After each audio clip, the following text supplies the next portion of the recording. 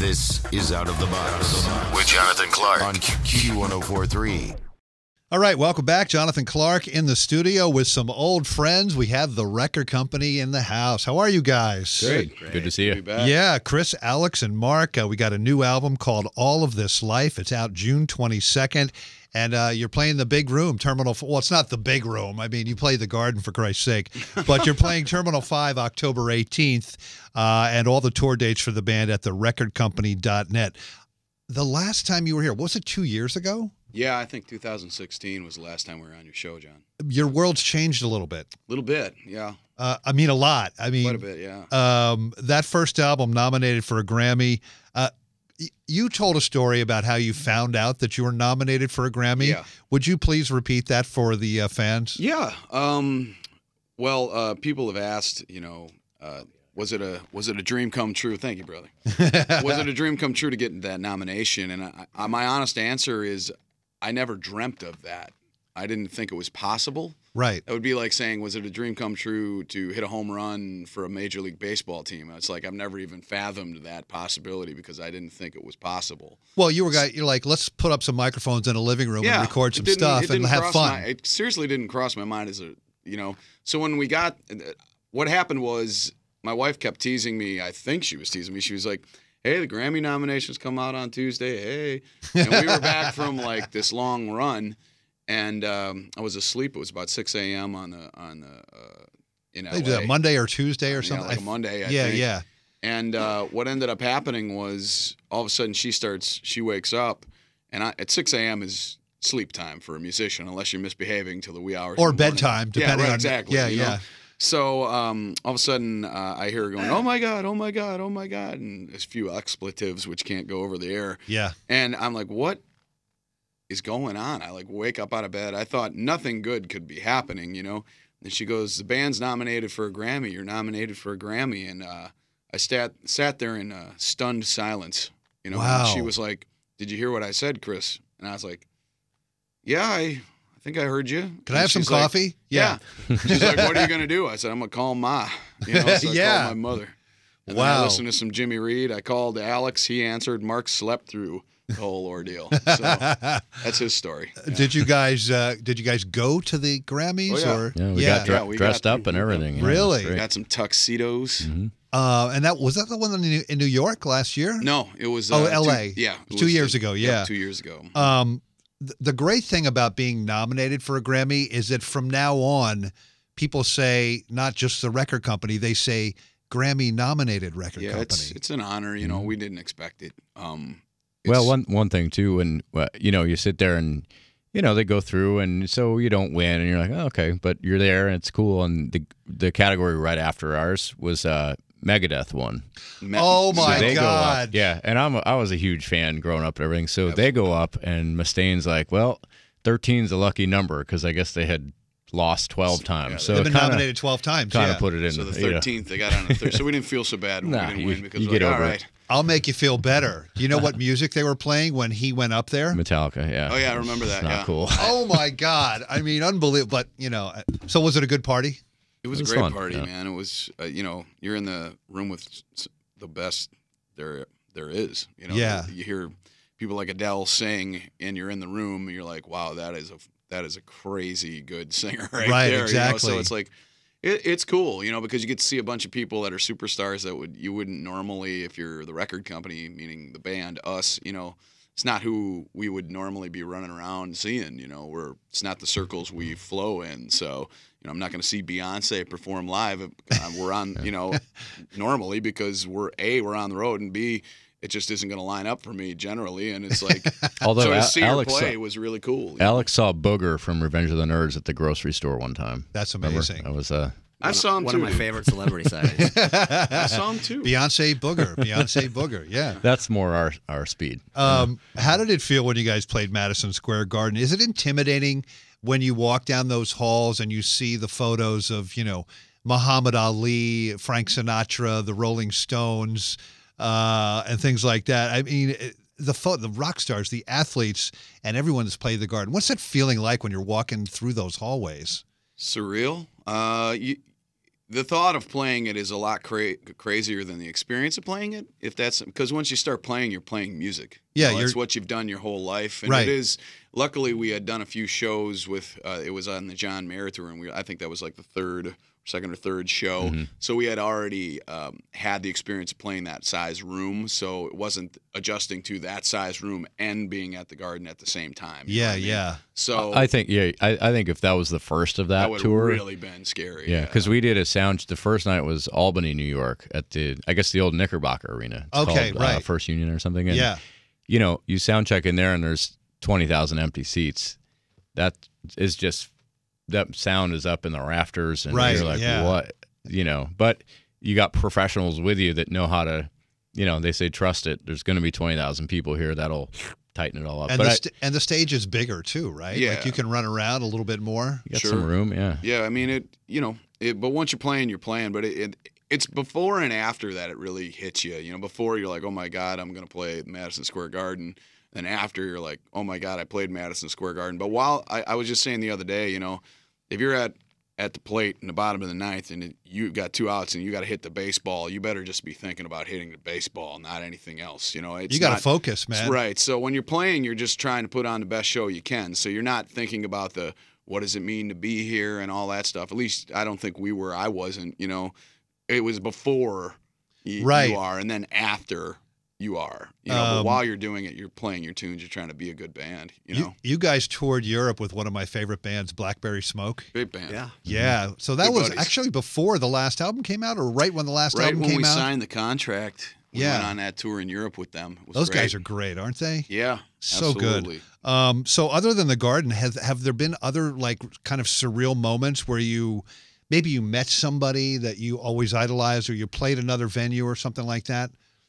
What do you got, Al? Anything? We met Bob Weir from the Grateful Dead. That was Ah. pretty cool. We got invited. We were playing a show in Boston during the day, and we got invited to see them at Fenway. So, the Dead and Company? Yeah, and I mean, I remember, Chris, you had never seen the sort of Dead experience, Nothing. and we got there a little late, and we walked down onto the field and just seeing 50,000 people twirling and I think Purple people. Yeah, it was cool. And after the They show, were playing what, Fire on the Mountain? when we Fire walked on the in. Mountain, I So it believe. was pretty cool. But after the show, we ended up at a little after party where John Mayer was and Bob Weir, and got to say hello to those guys. That was pretty exciting. So you're Deadhead from way back? I'm a fan. Yes, a big fan. I got to tell you, Mayer nails it. He nails does. it with those guys. He's awesome, yeah. Yeah, he's great. We got to do Red Rocks last year. That was a man. real treat. That was a treat. It was a place Doing it that again this year. Yeah, we're coming back in July, but that was a place that I had been to see shows, or it's open during the day. If anyone's ever been there, it's a So park. national park, yeah. Yeah, and it's so cool because you can go on the stage if there's no show or anything. So everybody's kind of up there, pretending and whatnot. But I mean, the shows that I have some, like the John Denver live at Red Rocks in the 70s. It's a great show. Oh, yeah. There's just like certain ones that I've always heard, and then you get to walk out there and actually, for me playing the drums and hearing that run up the canyon, that was pretty cool. Yeah, that's just like one of the most insane venues. It's like the Acropolis of America. Yeah, it's because it's really like a something. natural amphitheater. I went to school in Boulder, so I saw a you lot did? of shows Okay. there. I saw the Stop Making Sense tour with the Talking Heads there. Wow. Saw Stevie Ray Vaughan there. Did you? Wow. Which is insane. We're in the studio with the record company. They have a new album, thank God, All of This Life. It's coming out June 22nd, and they're playing Terminal 5 here in New York City, October 18th. All the tour dates at therecordcompany.net. This new album, you did some work on it at Boulevard Studio in L.A. Yep. That's a pretty famous studio. Pink Floyd, Fleetwood Mac, The War on Drugs. Does going into a studio like that, like I know you have demos that maybe you worked on before, but then going in there to record them, does it influence you? Does it relax you? Does it going into like a legendary studio like that? I think we were just ready. We had never taken the sound outside of the living room. We really never had any kind of outside people put their hands on this sound, and we were ready for it. I remember I was in the car with Mark, actually, and a Fleetwood Mac song came on. I believe it was Dreams off of the Rumors album. And I just remember really loving how the drums sounded. And I said to Mark right then and there, I said, we have to take this album up a level, and one way to do that is we got to get some better drums. It's just a little bit more of a tighter drum sound. And Mark knew this guy named Clay Blair at Boulevard Studios, and yeah, it's all vintage stuff. It helped that the studio and the guy that works there and owns it, he understood our vibe, and vintage mics galore, and just a great, cool room. So we felt pretty comfortable there when we rolled in, and it got better and better. And the more comfortable we got, the more things we did there. And was it 24-track machines with a 2-inch tape? that we had that. The second track on our album was recorded. We all got in the room together, and was a Studer. Was the A800 machine? A800, yeah. We're nerding out right now, but it's all good. But yeah, you see How much time you got, man? Yeah, I know. Believe me. But yeah, that's just an example of something we did there, totally live and on the tape machine. So that whole element is in there, and that's what we were looking for with this record. We didn't want it to sound exactly the same. We wanted it to kind of show a natural progression. Of the band. But it still sounds like the record company, which is good, which is what you need. That's the goal. You guys have your own sound, man. That. Well, one of the things we liked about it too was, the constraints of the living room were great on one hand, but there's little things like where he has to go press record in the other room. I'm not kidding. His headphones didn't reach. Oh, that's classic. So I could only see like one eye in the hallway. What I mean? Yeah. So it was kind of nice to just takes like that. yeah, and stuff like that. So it was just kind of cool to be able to just play and not worry about, if I hit this cymbal too loud, it ruins the whole take. Yeah. Neighbors, the mailman, his dog, who we Turn love, the amps Seeger. up past 3. You know what I mean? It's That was nuts. all fine and good, and we still did a lot of stuff at the house again. Yeah. But just to explore a little bit with the drums, and it was inspiring, I think, for us to, when we got comfortable enough to try a whole tune, a live take, and that's what made the record. Did you watch the documentary Sound City? Okay. Oh yeah. Mm-hmm. So it's all about the drums, right? The drum sound, the drum room. I mean, Yeah. Drums are a big deal. Yeah, you got to have it. You guys made some cool videos for this. Is it did you guys use just like a couple of iPhones or something? We did. Yeah, and then it's like It's just iPhones. 3 different panels. Yeah, it's fantastic. Yeah. Giving new meaning to the word lyric video, because you guys are actually in which video, because it starts with the kick drum and it starts with a guitar riff, and then the lyrics come down the middle. I forget, but It's good Life to job. Fix. That's Yeah, that one, Life to Lyric video Fix. for Life to Yeah. Fix. That was our homage to sort of, Can and Kraftwerk and the simplicity of, the stark Little kind of thing. psychedelic Yeah, kind of thing. kinda It really cool. works. I want to play I'm Getting Better. What can you tell us about this song? I'm getting better and I'm feeling it right now. That's the name of the track. It's that was one we did on the tape in the studio. We did it live. For the most part, did a little bit overdubbing afterwards, but pretty much went right down the center to plate with it. And it was the last song we wrote on the record. It was we knew what we had. We had 9 songs we really liked, and we just kind of were looking for that last piece of the puzzle. And we kind of felt like the record just needed one more jumping song, and we just wanted to kind of go back to our roots a little bit on it, this kind of stuff that we all got together playing, and just see if we could bring something together that was real simple, bring in a little harmonica, and And I saw dig you our guys. heels in. I saw you guys play that at Mercury Lounge. You got Yeah. like an old vintage mic, right? Oh yeah. So for it's sure. harmonica, bass, and drums, and it works, man. Yeah. It's really good. Do they make new old microphones? Do they make them like they made them a long time ago, or do you just have to Yeah, they find make them? new ones, but they're basically the same old components and Right, whatnot. yeah. The Getting Better.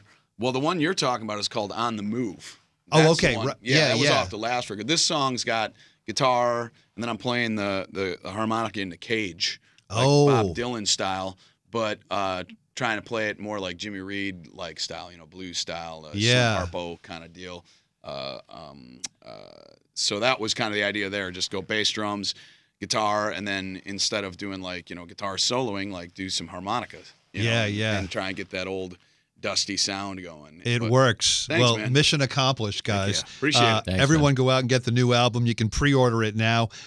It's All of This Life, and the band is on tour. All the tour dates, Record Company, therecordcompany.net, and of course they're playing here in New York City at Terminal 5, October 18th. Guys, congratulations on making another kick-ass record. Thanks, Really, Thank you, really. John. Thank Thanks you. for having Thank us you. back. We appreciate Can't the wait support. to see you at Terminal 5 and on the rest of the tour. So thank you guys again. Great. Thank you. Blast. so much. See you soon. New York's classic rock. Q1043.